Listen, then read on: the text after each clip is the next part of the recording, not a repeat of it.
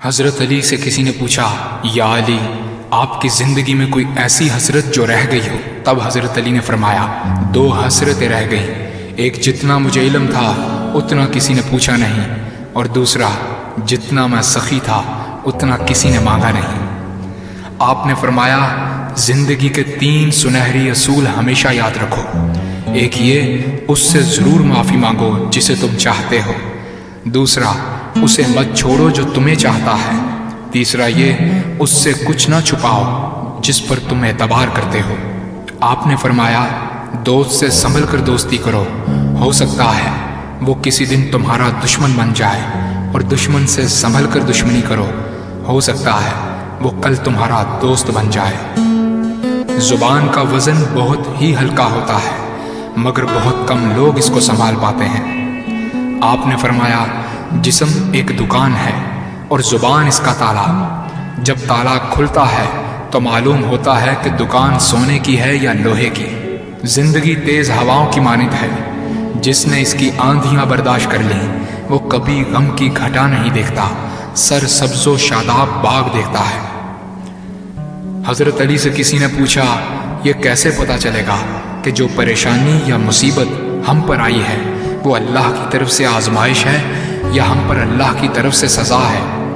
آپ نے جواب دیا، جو مصیبت تجھے اللہ کی طرف لے جائے وہ آزمائش ہے، اور جو مصیبت تجھے اللہ سے دور کر دے وہ سزا ہے۔ حضرت علی کے پاس ایک یہودی آیا اور کہا، میں نے سنا ہے کہ آپ مسلمان جب عبادت کرتے ہو تو وسوسے اور خیالات آتے ہیں، جبکہ ہم عبادت کرتے ہیں تو ہمیں نہیں آتے۔ حضرت علی نے جواب میں فرمایا، اگر ایک گھر فقیر کا ہو اور ایک گھر امیر کا تو چور کہاں جائے گا؟ یہودی نے کہا، امیر کے گھر میں۔ حضرت علی نے فرمایا، تبھی تو شیطان ان کو ستاتا ہے جن کے دل میں اللہ ہو۔ جن کے دل میں اللہ کی محبت نہیں ہوتی وہاں شیطان کا کیا کام؟ آپ نے فرمایا، جب تمہاری جان کو خطرہ ہو تو صدقہ دے کر جان بچاؤ، اور جب تمہارے دین کو خطرہ ہو تو جان دے کر دین بچاؤ۔ آپ نے فرمایا، یہ زندگی 2 دن کی ہے، ایک تمہارے حق میں اور دوسرا تمہارے مخالف۔ جس دن تمہارے حق میں ہو اس دن غرور مت کرنا، اور جس دن تمہارے مخالف ہو اس دن صبر کرنا۔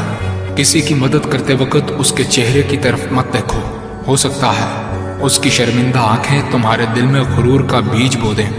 3 چیزیں ایمان کو تباہ کر دیتی ہیں، امیروں کی محفل، عورتوں کی صحبت اور جاہلوں سے بحث۔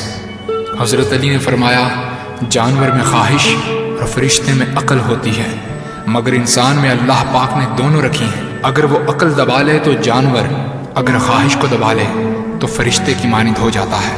آپ نے فرمایا، اپنے جسم کو ضرورت سے زیادہ مت سنوارو، اسے تو مٹی میں مل جانا ہے۔ سنوارنا ہے تو اپنی روح کو سنوارو، کیونکہ اسے رب کے پاس لوٹ کر جانا ہے۔ مومن کی مثال ترازو کے پلڑے جیسی ہے، جس قدر اس کے ایمان میں اضافہ ہوتا ہے اتنی ہی اس کی آزمائش بڑھتی ہے۔ آپ نے فرمایا، اچھے لوگوں کی ایک خوبی یہ بھی ہوتی ہے کہ انہیں یاد رکھنا نہیں پڑتا، وہ یاد ہی رہتے ہیں۔